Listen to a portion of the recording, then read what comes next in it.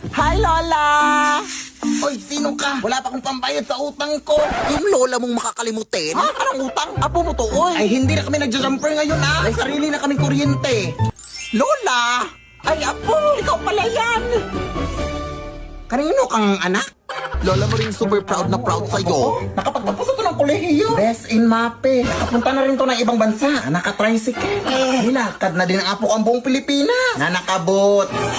At nakipagsuntukan na rin to sa mga tigre at oso. Hindi mawawala mga horror stories. Matulog na kayo. May white lady dito. Kagabi, may white lady akong narinig na umiiyak. Dito na kasi sila naninirahan.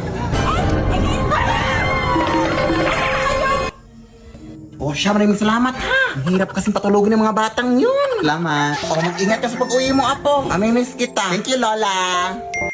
O, ayan, meron na namang nag-text. Oh, sabi nanalo ako ng pera sa Gcash. I-click ko lang daw tong link. Ay, hala, huwag mo i-click yan lang. SMS spoofing scam yan. Ano yun, apo? Ang SMS spoofing scam lang ay nangyayari kapag direktang kumukonekta ang mga scammer sa mga cell tower gamit ang mga tinatawag nating IMSI catcher. Magpadala ng SMS ang mga ito na nagpapanggap na galing sa mga legit na institution like banks and e-wallets kagaya ng Gcash. Ang mga messages na ito ay may kasamang link na kadalasang nagsasabing may problema sa account mo, may mga fake rewards, at iba pa. Tapos may kasamang link. Kaya mag-ingat kayo sa mga SMS spoofing scams ha. Huwag pipindutin ang mga link na yan. Tandaan, hindi nagsasend ng link ang official Gcash. Ay, ganun ba, apo? Maraming salamat sa pagbabala. Siyempre, Lola, magdoble ingat tayo ngayon sa mga scams na yan. Sige na, Lola, mauna na ako ha. Sige, apo, mag-ingat ka. Ayan na, nakaka-cellphone mo yan.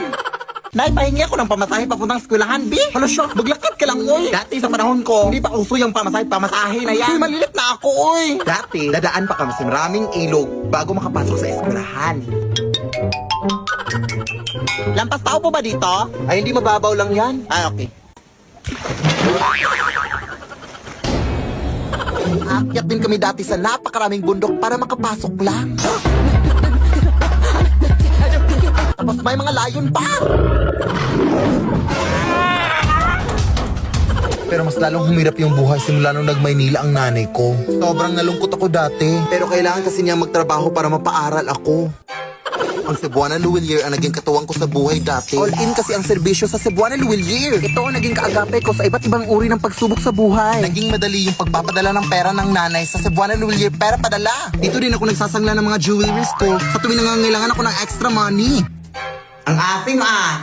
Talagang all in ang serbisyo. Cebuana amazing ang life. Kaya ikaw anak. Nay! Huh? Nay! Huh? Nay! Ang dami mo na namang nakwento, Nay. Naabutan na naman tayo ng gabi. Bukas na ako papasok. Uy, huwag kang mag-alala. Hindi na ako manghihingi ng pamasahe. Maglalakad na ako. Lalakarin ko na lahat ng bundok at ilog sa Pilipinas. Lo.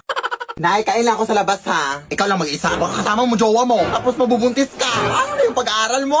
Hindi pa ka nakalabas. Tapos na agad yung storya ng buhay ko. Ako lang mag-isa, Nay. Uy, wala naman akong jowa. Sinungaling.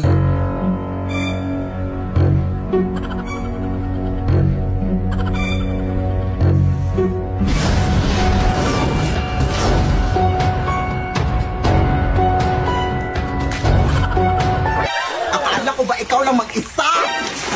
Sino ka? Jowa mo ba anak ko? Jowa? Ew! Habal-habal driver lang ako manang, uy. Hinatid ko lang yung anak mo dito. Ang dami mo namang in-order na. Wala ka namang pera. Huh? Sino bang may sabing mahal mo McDo? Eh, may Max Savers sulit busog meals naman, Nay. Sa halagang 99 pesos, may crispy chicken fillet meal ka na with extra rice. Pwede din crispy chicken na laki with extra rice. May chicken McDo meal din. Nasa tingin ko, mas lumaki na nga yung chicken. Kaya sigurado, sulit busog tayo sa McDo. Ay, wish. Sige, akin na yan. Nagutom ako kakasunod sa'yo. Lo. Ate, tulungan naman ako, B. Gabi na kasi. Baka pwedeng pautang ng kaunti. Pinapos kasi ako. Pamasahe ko lang. Galit ka ba? Ay, hindi naman, te. Nagbabasakali na ako na makautang ako sa'yo. Anong kahilas? Sige na, te. Babayaran ko naman yan kaagad. Ganun ba? Ay, sige, te. Pag hindi mo ko pinahiram, ipagkakalat ko talaga na hindi ka araw-araw naliligo. Oh, what? Are you crazy? Lah, pinatayan pa nga. Ano na kung makakauwi nito?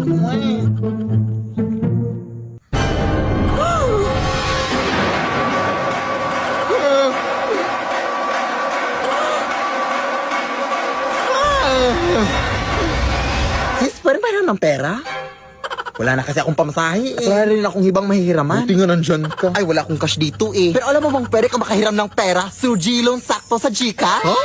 Oo, via G-Loan Sakto. Open mo lang yung GCash app mo, tapos pwede ka na makahiram ng 100 pesos up to 300 pesos cash straight to your e-wallet mga sis. Payable after 14 days. Perfect para sa pang-araw-araw na gastusin at maliliit na mga emergencies natin mga sis. Kaya ikaw, Day, mag-Gion sakto ka na go. Thank you, sis. O ayun, may habal-habal na sis. Bye. Hoy, mga white ladies! Lah. Hi mga day, so ngayon samahan niyo ako para maghanap ng mga pagkain sa karagatan. So ang atakin natin ngayon day ay island girl lang. Or island dog. Ay kayo na bahala mag-decide. Uy, basta dito maaga kaming nagising. Kasi sabi sa kalendaryo, low tide daw ngayon. Tapos perfect yan para makapaghanap ng kahit anong pagkain sa dagat. Or sabi saya pa, manginhas nga ron day. Go! So papunta na nga kami dun sa paroroonan namin. Pero dito napahinto kami. Kasi nawala yung sing-sing ko na hinahanap ko dito. Charot. Pero ayan, nahanap ko na kaya let's go na. Ang ganda pa ng sunrise day, Diyos ko. Pero syempre, mas maganda yung naka-video. O angal?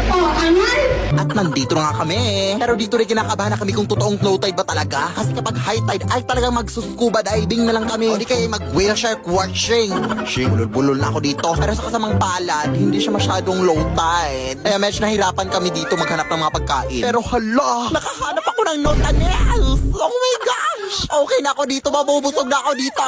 Lang, super lagkit pala nito. Dito, nakahanap kami ng salungo o sa Bisaya, patuyom. Pero nagdadalawang isip kami kung makakain ba't o hindi. Kinakain ba tong gantong uri, day? Tapos nakita pala namin na nagsushooting yung Finding Nemo dito, day. Nagdandahan talaga kami dyan. Charot! At dahil wala din kaming dalang goggles, day, naghula-hula na lang kami kung ano mapupulot namin dito sa baba. Mga pagkain ba, mga isda, dal shoes, charger, rep, TV, kahit ano na. At ito na nga yung lahat na nakuha naming salungo. Tapos syempre, gaganyan yan ng net para mawala yung mga tinik. Sobrang sarap nito, day. Pagkatapos, naghanap na kami ng magandang mapwestuhan para makapagligo na. At super ganda dito mga sis. Ang daming mga mangrove trees. Pero nalilito na ako dito day kung si Little Mermaid or si Tarzan ba to oy. Ay wala na akong pakibasa, gutom na ako. At nandito na nga kami. Ang OA. Sisimulan na namin ngayon yung paghahanda sa mga pagkain. Dito, hiniwa-hiwa lang namin yan. At mga kung ano-ano dyan. Tapos dito, nililinisan nila yung isda na binili namin sa palengke. And look at the view. So amazing, right? At nilalagyan na nga namin ng suka yung isda para sa kinilaw. Super sarap dito dahil lalo't hindi kami naghugas ng kamay. Malakasan lang talaga ng tiyan. Pero ayun, patapos na nga at kakain na nga kami. Oh my God! So yan pala yung mga pagkain namin, Zay. And let's go! Tikman na natin! Hindi ba ito wrong? Saan kukunin?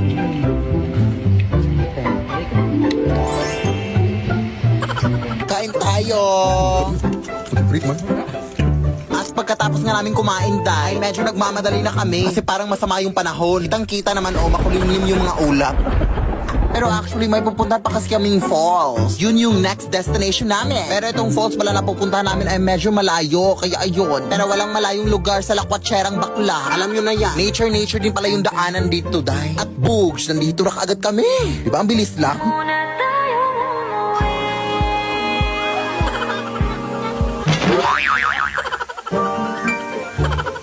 So yun lang sa video na to. Yes! Salamat sa panonood. Day! Go! Huwag kang dumaan dyan. Madami mga multo dyan. Baka mapaano ka, ha? Ay, ito lang yung daan papunta sa amin ate. Ay, bahala ka, oy. Ang tigas ng ingron mo. Bahala ka. Hindi naman ata totoo yan. Ah! Totoo ka! May kapre! Ay, pero naka-cellphone. Taray. White lady! Pangit. Lah, maldito siya. Ah, tek-tek! Hindi mo ako buntis, maawa ka! Bakla po ako! Akala akong babae. Bakit naka-cellphone silang lahat?